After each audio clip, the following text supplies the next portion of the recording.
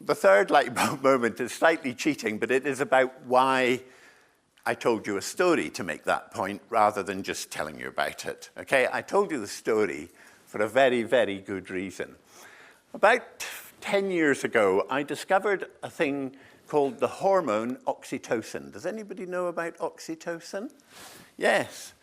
Do you know the common name of oxytocin? It's the love hormone.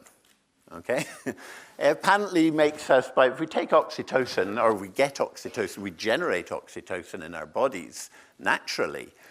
But if that happens, it makes us feel good. It makes us well-disposed. It inclines us to do things. So I had this kind of facetious joke about major donors. It was about neuroscience meeting marketing, the new shape of fundraising. And it was about this thing called oxytocin.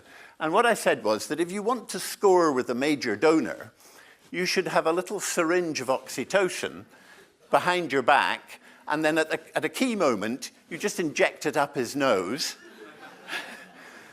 You might be arrested fairly quickly afterwards, but he will be feeling very well disposed towards your charity.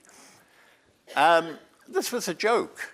And then, in 2014, I read this from a guy called Professor Paul Zak, How Your Brain Loves Good Storytelling.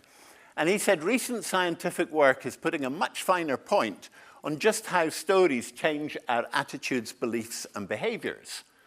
So far, so good. Oxytocin. By taking blood before and after the narrative, we found that character-driven stories do consistently cause oxytocin synthesis. Okay, this is a scientist talking, but I think you get what he means. Further, the amount of oxytocin released by the brain predicted how much people were willing to help others. For example, donating money to a charity associated with the narrative.